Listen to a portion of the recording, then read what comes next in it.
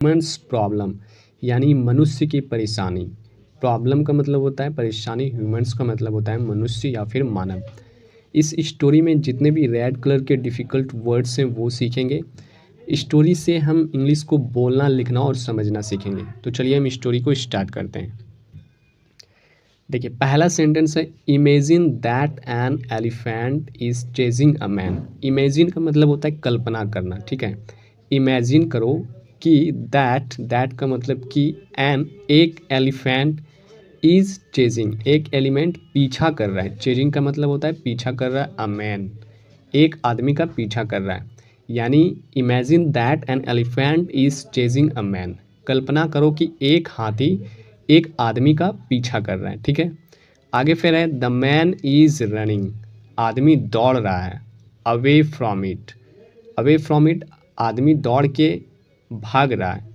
It and the elephant is coming closer, और elephant जो है उसके नज़दीक आ रहा है। कमिंग क्लोजर का मतलब होता है उसके नज़दीक आ रहा है। ही सीज, उसने देखा। अ डैड, एक मरा हुआ। एंड ड्राई वेल, और एक सूखा कुआं। जो आदमी भाग रहा था, हाथी उसके पीछा कर रहा था और आदमी भाग रहा था, तो उसने एक सूखा और मरा हुआ कुआं देखा। फिर देखिए स्टोरी में आगे क्या होता है। आगे फिर है ही जम्प्स ऑन इट, वह कूदा, वहाँ पर कूदा। कुआं में वह कूदा। He jumps on it the moment he jumps, जब वह कूदा उस पल।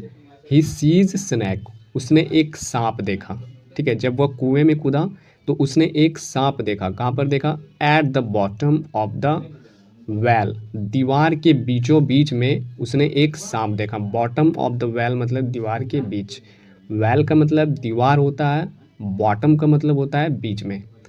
A big branch of a banyan tree has come down inside the well. बरगद के पेड़ की एक बड़ी शाखा कुएं के अंदर आ गिरी। A big branch का मतलब होता है, A big branch का मतलब होता है क्या होता है? एक बड़ी शाखा of a banyan tree. Banyan tree का मतलब बरगद का एक बड़ी शाखा। Has come down inside the well, मतलब कुएं के अंदर आ गिरी। आगे है in order to keep himself away from the snakes. In order to keep himself away from the snakes, यानी सांपों से खुद को दूर रखने के लिए क्या किया उसने?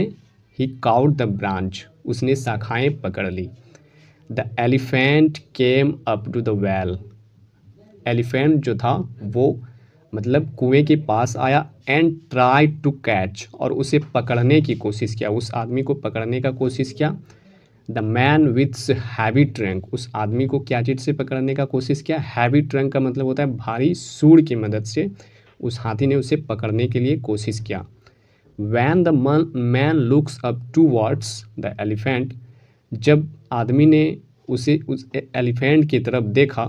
ही सीज दैट, उसने देखा कि a white and black rats are nibbling the branch, एक सफ़ेद और काला चूहा उसकी शाखाएं को कुतर रहा है। आर निबलिंग का मतलब होता है कुतरना। जब उस आदमी ने उस हाथी की तरफ देखा तो उसने देखा कि एक सफ़ेद और ब्लैक रेट्स उसकी शाखाएं को कुतर रहा है।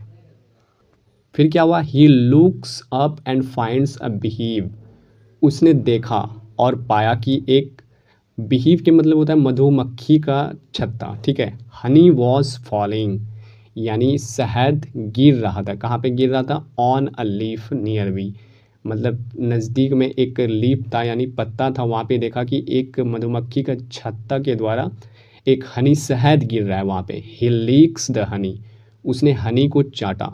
हैप्पीली, खुशीपूर्वक उसने हनी को चाटा।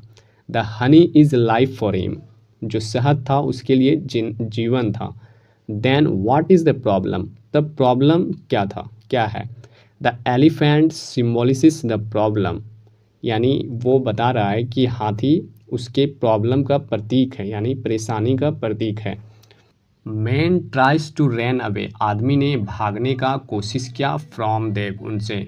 But the problems are always there, लेकिन प्रॉब्लम जो था वो हमेशा था। एंड एवरीवेयर, और हर जगह था। क्योंकि उसने सांप भी देख लिया था, सांप भी उसके नज़दीक में था, उसको शहद मिला, उसे जीवन प्राप्त हुआ। फिर देखा कि उसने कुएं कुएं के रस्सी में जो झूल रहा था, उसने देखा कि वहाँ पे कुतर रहा है वाइट और ब्लैक रेड्स उनको, तो उसको लगा कि प्रॉब्लम हर जगह है, हर कोई परेशानी का कारण बन रहा है। Man tries to take shelter, आदमी ने शेल्टर किया, अपने ट्राइज मतलब कोशिश कर रहा था कहाँ, शरण पाने के लिए कहाँ पे, एन इज केव और वेल लाइक होम, गुफा जैसा घर, वो शेल्टर के लिए वो खोज रहा था। But there is no respite, but वहाँ पे रिस्पाइट राहत नहीं था। सरपेंट टाइम इज़ एवरीवेयर, सांप का समय कहीं भी हो सकता है। He tries to take assistance, यानी वो सहायता लेने की कोशिश कर रहा था। He tries to take assistant but the assistance is also being destroys, लेकिन सहायता भी समय के द्वारा नष्ट किया जा रहा था। डिस्ट्रॉयड का मतलब होता है नष्ट करना। By the time as a day and night symbolises by the black and the white race, यानी क्योंकि दिन और रात का प्रतीक काले और सफ़ेद चूहे से है। ठीक है, he tries to take assistance, वह सहायता लेने की कोशिश कर रहा था। But the assistance is also being destroys by time, लेकिन समय के अनुसार उसे भी नष्ट किया जा रहा था। यानी डे एंड नाइट, और जो ब्लैक और वाइट चूहा था उसको डे और नाइट से सिम्बोलिसिस किया, और उसने अपने मन में सोचा कि यह भी समय के द्वारा नष्ट हो रहा है। मैन इज सराउंडेड, आदमी जो है चारों तरफ बाय डेथ, चारों तरफ मृत्यु से घिरा हुआ है। मैन हैज़ टू डाई, आदमी मरने वाला था। बट बिफोर, उसके पहले, ही डाइज, मरने के पहले, ही मस्ट लिव, वह जीना चाहता था। His life is nectar symbolises by honey, यानी उसका जीवन अमृत है जिसका प्रतीक शहद है।